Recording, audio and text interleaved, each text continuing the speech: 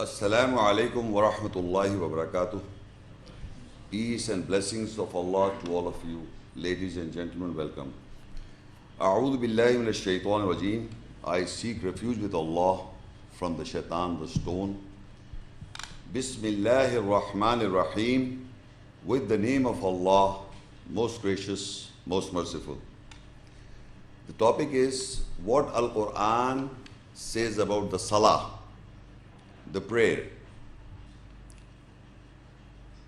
In the Muslim community and as well as the non-Muslim community, people who believe in God, like Jews, like Christians and Muslims, and even Hindus also, they have a concept of God.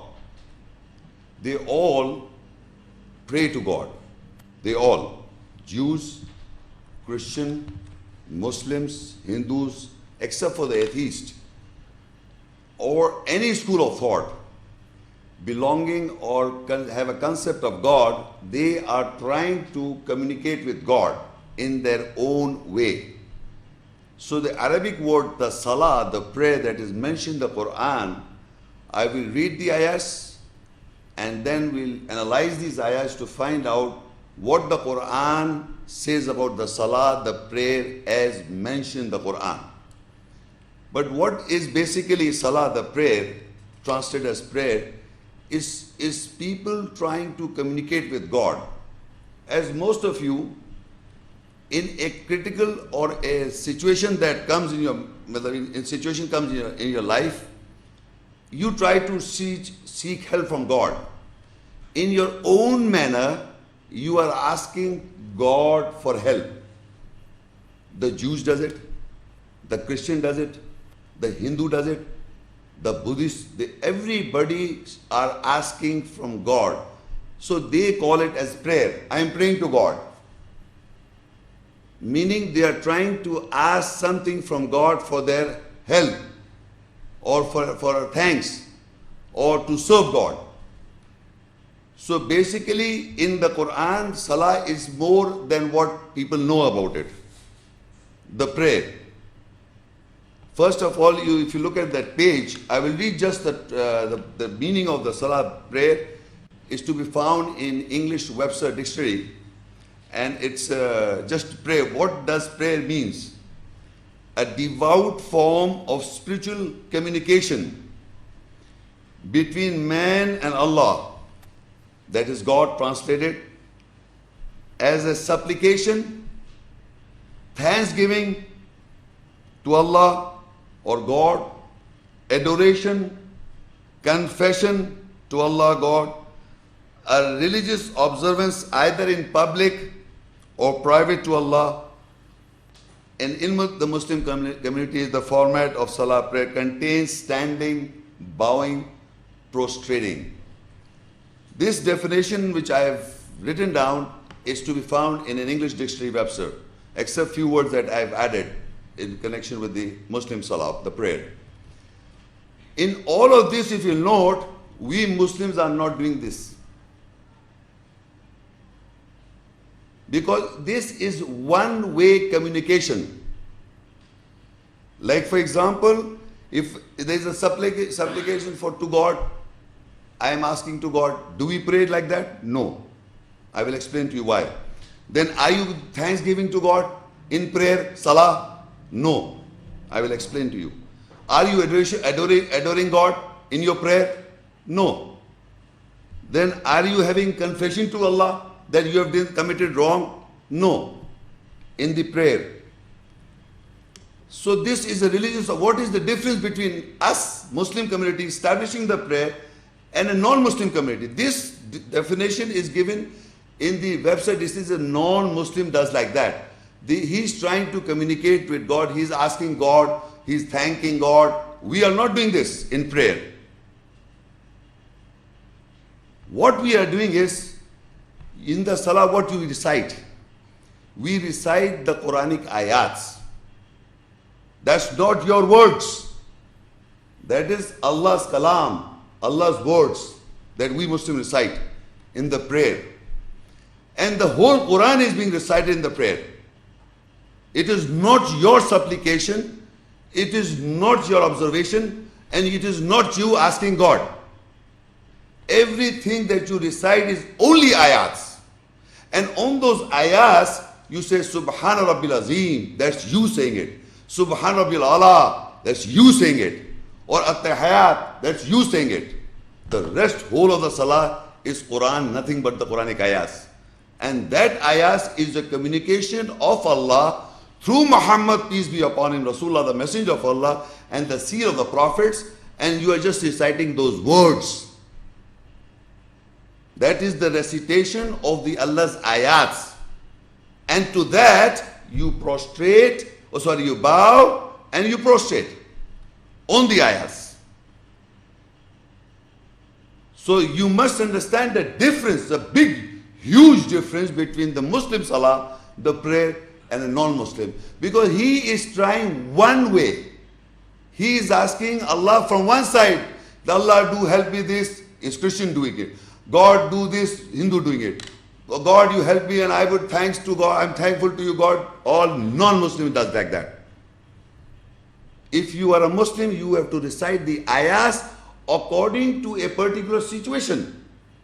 The whole Quran, if you have memorized it, if not, then according to a situation, what is relevant to your lifestyle, what situation you are under, because the Quran is a complete code of life. It is a beseech from man, thankful from man, and in response Allah answers in the ayahs. What is an ayat? What is Quran? Quran is a combination, I'm just giving you in my own words, is a combination of do's and don'ts. One aspect. The other aspect is the events of the prophets, narration. Events of Prophet Muhammad, peace be upon him, Isa, peace be upon him, Nuh alayhi salam, all the prophets' events are mentioned. About science, events are mentioned. The do's and don'ts I have told you. Then there are ayat related to your lifestyle, mankind lifestyle. About marriage, about divorce, about interest, usury, about so many things.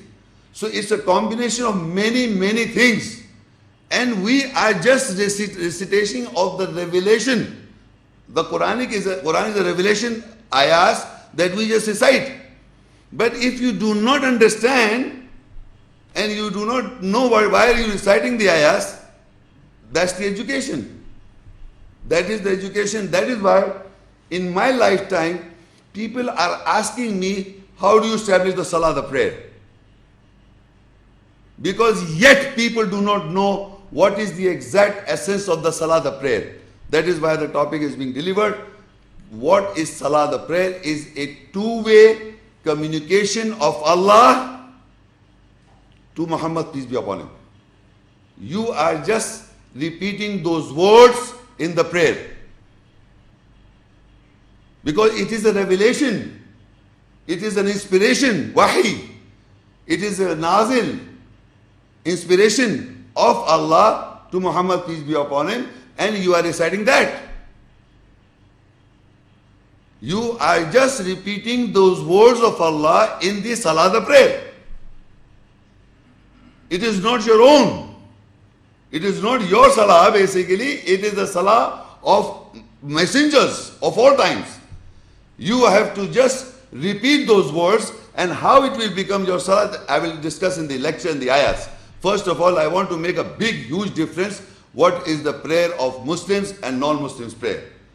Because we are reciting the revelation of Allah in the salah, the prayer. And the revelation is to Muhammad, peace be upon him, and all to all the messengers. So all the messengers established the salah, the prayer, and how they established the format and everything we will discuss. First of all, now I'll come to this. What you are going to hear is the format of the salah, the prayer. The format, you will hear the timings of the salah, the prayer, what we recite in the prayer, and why we recite and how we recite. Three things.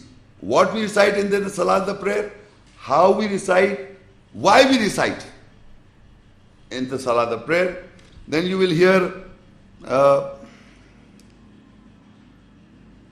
especially why in Arabic also. because we don't recite in Urdu or English or in other language of the world. Because the moment you translate the words and you start talking in your own language, that's not Allah's words.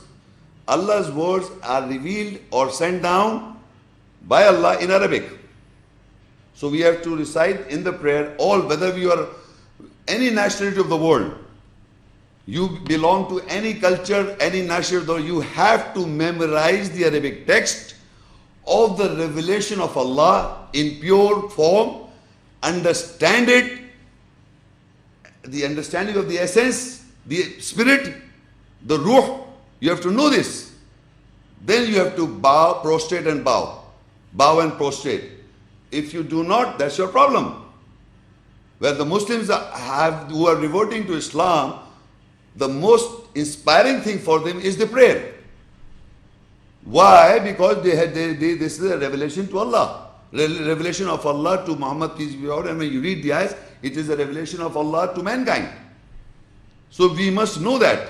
That's the purpose. So the format you will know, then the timings, then you will come to know the evolution, physical and psychological purification before you establishing the salah. And then there are types of people who are establishing the salah. Meaning there are types of what type of people are establishing the salah. So if you open the first page, you will note that the references of salah, the prayer, is mentioned with so many names. I'm just telling you that the salah, the prayer of the Quran, mentioned the Quran, is not new. It was existing in all times. If you look at Surah Maryam 19, 58 and 59, the prayer salah is mentioned with Adam and his offsprings. Maryam 19, 58 and 59, Nuh alayhi salam, Nuh peace be upon him, and those with him, is the salah, the prayer is mentioned. In Maryam 19, 58, 59, Ibrahim peace be upon him and his offspring is mentioned. The salah, the word salah, prayer is mentioned with Ibrahim alayhi salam and his offspring. And in Maryam 19, verse 55, Ismail alayhi salam, peace be upon him, is mentioned. The salah, Hud 11, surah, and 87 ayah, Shoaib alayhi salam, peace be upon him, is mentioned. The salah is mentioned with him. Surah Taha 20 and ayah 14. The salah word prayer is mentioned with Musa, peace be upon him. Ali Imran 3 and ayah 39. Zakaria, peace be upon him. The salah is mentioned with Zakaria, peace be upon him. Maryam 19 and ayah 31. The salah prayer is mentioned with Isa, peace be upon him. Surah Tawbah 9, 103 and Nisa 4, 102. Mentioned with Muhammad, peace be upon him. Salah prayer.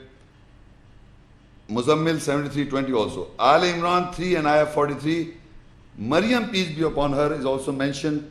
The prayer, bowing and prostrating. Luqman, Surah 31 and ayah 17. Luqman, peace be upon him, is mentioned with salah. Maryam 19, 58 and 59. Israel and his offspring is mentioned. The prayer is mentioned with him, salah prayer. Al-Baqarah 2 and ayah 83. Bani Israel. With the name Bani Israel, the salah prayer is mentioned. Al-Baqarah 2 and ayah 153. With the believers, the salah prayer is mentioned. Surah Nisa 4 and ayah 142. Hypocrites, people who are hypocrites, the salah prayer is mentioned. And there are many other references. I have not gone into many details. I just want to tell you by these ayahs, by these references, that the prayer, salah, is not a new invention from 1400 years. The salah prayer is mentioned in the Quran from the day one, from the beginning of time. The Quran was there with guidance for mankind, and all the messengers and the prophets were establishing the salah, the prayer, because the revelation is related to salah prayer. The wahi, the inspiration, the nazil, the revelation, because all the messengers got the message from Allah. So Allah was communicating to all messengers, and all messengers were reciting the ayats in the prayer. So all this is from the beginning. Now I will, step by step, first I'll discuss by the ayats the format. How and where we get the format of the prayer. Because people have been, the non-Muslim have been accusing the Muslim community because they don't have the concept of prayer in their own understanding, the whole non-Muslim world. So they are accusing that the Muslim, you people do not have the salah mentioned in the Quran. It is an accusation of the non-Muslims. So it has become now, within the Muslim community, people are saying the same thing. But basically the problem is with the non-Muslims. Because they are not able to communicate with Allah. Because Allah do not respond to them in the ayahs, in the calls. When they call to Allah for help, for beseech, for thanks, Allah does not respond to them. In the ayahs, if you are reciting the ayahs, Allah is responding. From mankind and from Allah, both ways is in the Quran.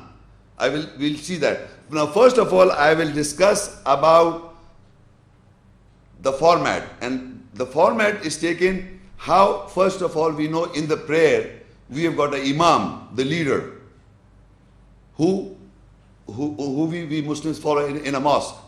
So I will first discuss the imam, the leader, in the prayers, and then the format, how the format comes. So in Surah Al-Baqarah 2 and Ayah 124, how we get the imam, the leader of the prayer. So it mentioned, وَإِذِ ابْتَلَىٰ إِبْرَاهِيمَ رَبُّهُ بِكَلِمَاتٍ فَأَتَمَّهُنَّ قَالَ إِنِّي جَاعِلُكَ لِلنَّاسِ إِمَامًا قَالَ وَمِنْ ذُرِّيَّتِي قَالَ لَا يَنَالُ عَهْدِ الظَّالِمِينَ.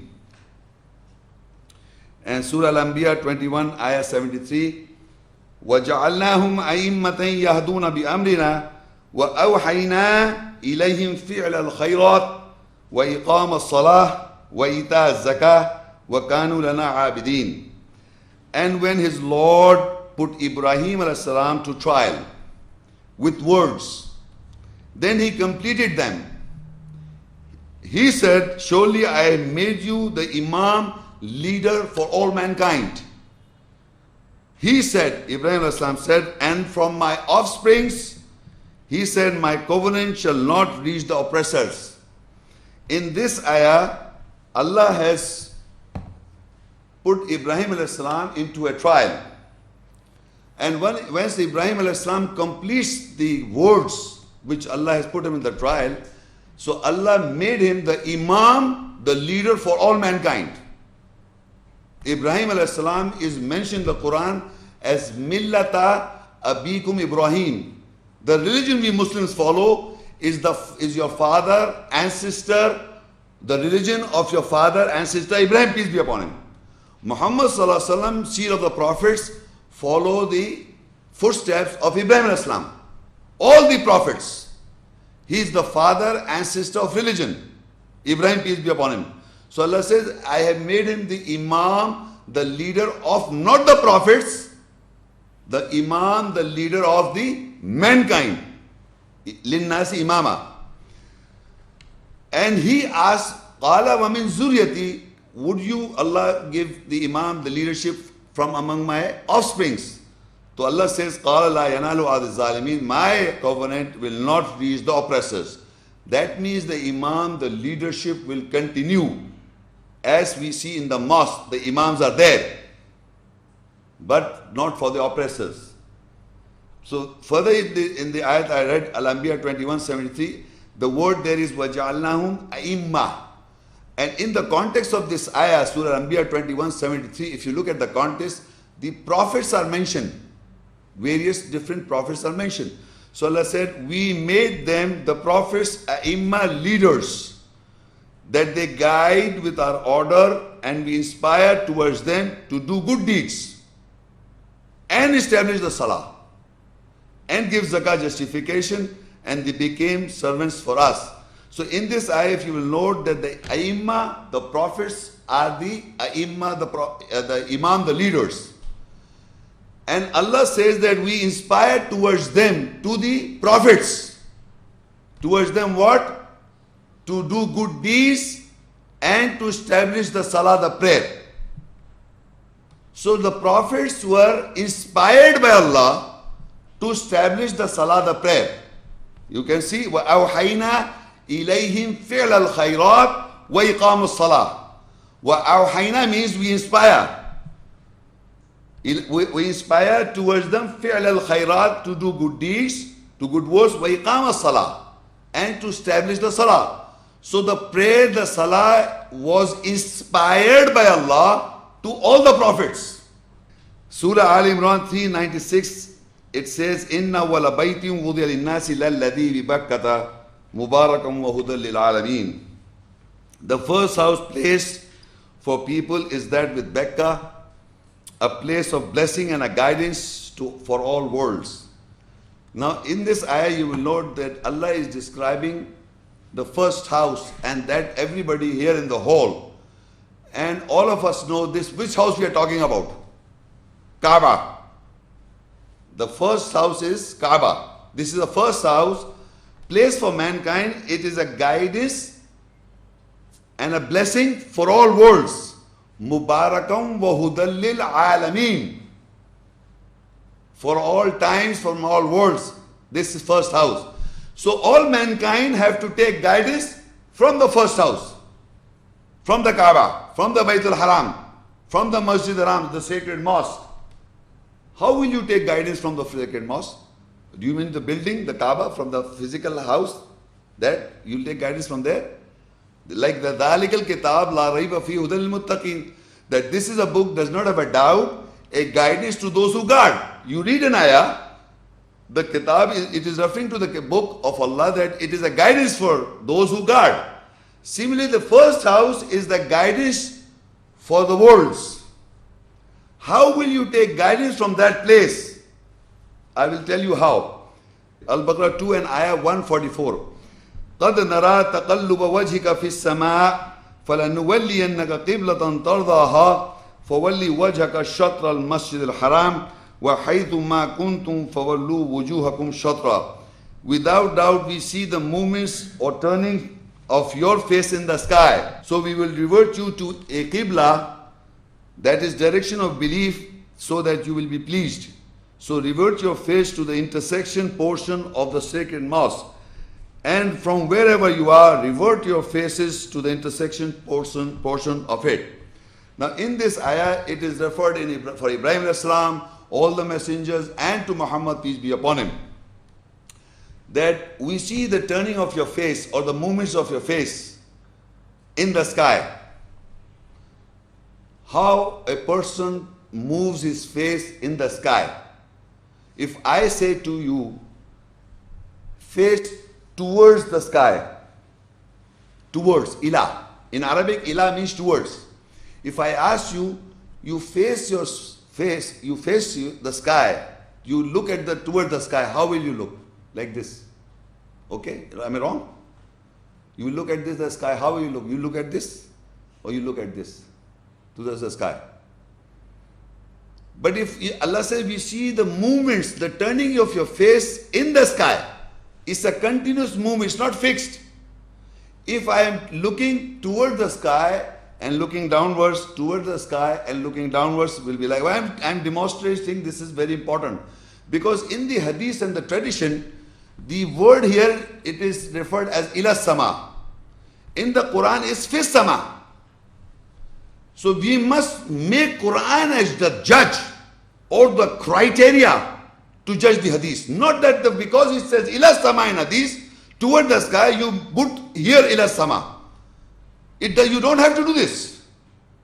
It says in the sky, you write down in the sky.